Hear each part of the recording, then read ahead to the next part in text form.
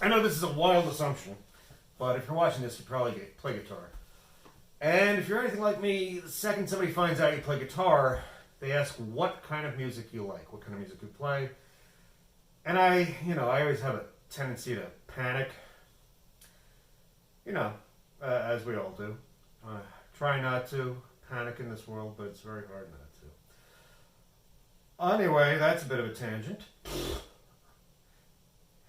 I thought I'd share with you a few records that made a big difference for me growing up and really influenced the way I play. You see a lot of people on these interwebs, on the YouTube, who are real shredders. And I grew up, I was born in 77. I started playing when I was 11, which was 88. And there was a lot of shredding at the time. Eddie Van Halen was a big influence on me. And around 90, I guess, I really got into Steve Vai and Joe Satriani. And also around the same time, Extreme and Mr. Big because of Nuno and Paul Gilbert. But for the most part, I really, it was 91. I'd always heard the Ramones and liked the Ramones before that, but in the fall of 91 when Nevermind with Teen Spirit broke, the video that Sonic Youth and Nirvana had, 91, the year punk broke, it did in a lot of ways. And again, what was that? I was a freshman in high school. I was very naive, but that fall I was a freshman in high school. And it made a big difference, not just Nevermind, but the whole genre of punk and how everything from, the New York Dolls, you could go back further to the Stooges and the MC5 and the Velvet Underground. You can go back further to Blue Cheer and, the garage rock of the 60s, the Who, the Kinks. You could call them sort of punk antecedents. Anyway, and I'd listened to the Kinks and the Who my entire life, and a lot of the other garage stuff, one-hit wonders you hear sometimes on the radio growing up. But I figured I'd focus on stuff that really I first came into contact with either in late middle school or high school. That really made a difference to how I play now, to who I am, who I've been for the past 30 years, going on it. Because in many ways, I would say I haven't changed that much as a person, as a player. I don't know. Maybe I'm wrong. Maybe I feel like, my identity solidified somewhere between 4 and 24. But, maybe I'm wrong. Who the hell knows? Anyway, I thought I'd share some albums with you. And they're in, I think, I'm in alphabetical order here. I'll start with, alphabetical order, Alice in Chains. Now, Dirt came out in 92. The first record was Facelift, which I think was 90? I think it was 90. I could look, but I would waste your time, and I'm not going to. The summer of 91, Man in the Box was pretty much everywhere. I heard that song a lot that summer. Also, another Seattle band I heard a lot that summer was Queensryche with Jet City Woman.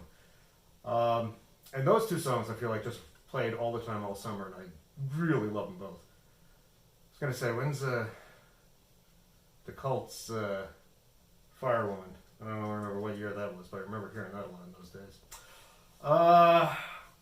Sort of gone out on another tangent. I don't have any Cult, but I do love the Cult. Alice in Chains, Dirt. I bought this, I think, before I bought Facelift. And this record, the first two songs really hit you like a freight train. Them Bones and Damn That River. I'll play a little bit of both of those for you, because they're really incredible. They just hit you like a truck. And it's just phenomenal stuff. And Jerry Cantrell and Cantrell? I don't know. Cantrell. Jerry Cantrell and Lane Staley did most of the songwriting. And you can really tell the difference between their songs, like Hate to Feel and Angry Chair are both Lane Staley songs. And they're a little left of center, off kilter, but in a really fun way. And of course, the Jerry Cantrell songs really are incredible, I'm going to say pop songs, but they're heavier than pop songs, but they're really, pretty. They go from sort of minor feel to major feel, and that Leonard Cohen Hallelujah schmear. Anyway, this I figured alphabetical order would be a good place to start. Moving on, who is next? Band of Susans. I was talking about Band of Susans earlier in relation to Helmet and Page Hamilton, and this is the record he is on. But obviously, Band of Susans is Susan Stanger and Robert Poss's band. And originally called Band of Susans because when they formed, there were 3 Susans, I believe, until they were whittled down to just Susan Stanger. They did a lot of great stuff before this record, after this record. You like how I'm holding it? Bigger stuff was probably after this record, but this record is the first one I got and it really grabbed me. These songs, and they had a best of compilation called Songs, not called, I forget what it was called, but it was split into 2 halves, 2 CDs, songs with words, songs without words, because they had a lot of instrumentals that are really, really good. This one has a cover of the Rolling Stones' Child of the Moon, which is probably the weakest track on here, in my opinion. But it's the Stones, it's freaking great, and it's a good song. But the one after that, the closer, Take the Express, is great. Very New York song, but they're all great. And every song on this is just, 1989, New York, really a place and a time.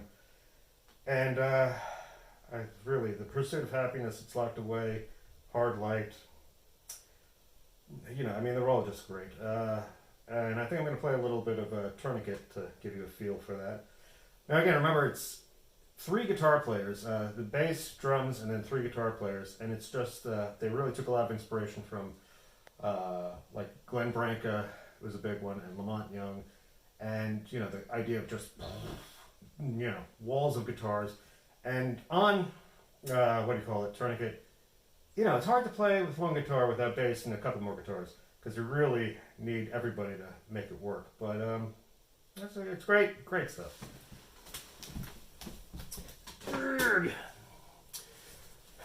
Now, you guys know this guy, Mr. Bowie.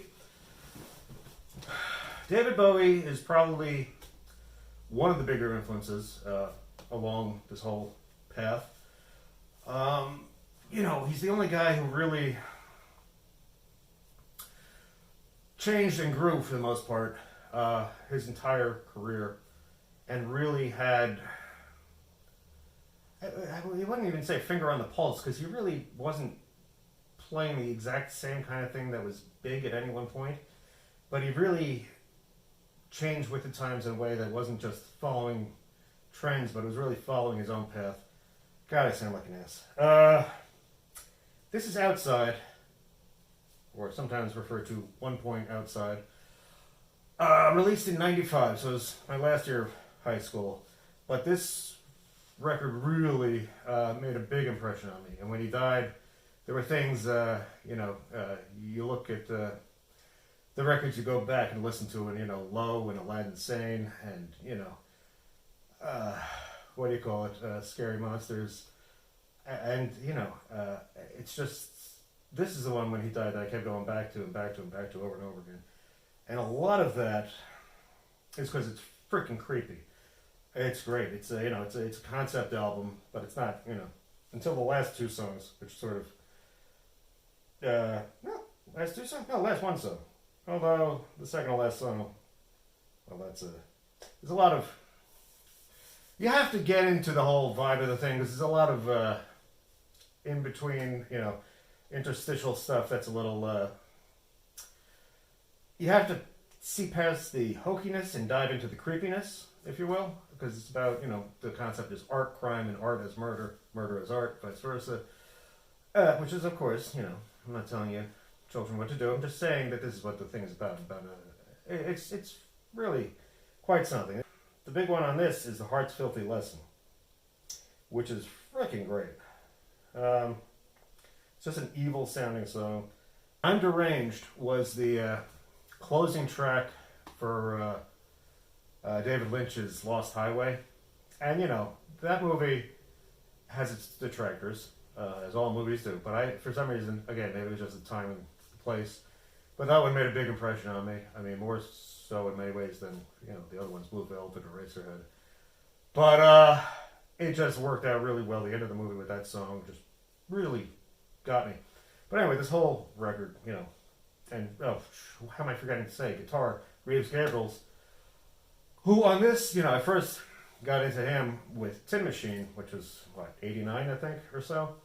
Because, again, I've been a big Bowie fan for as long as I can remember.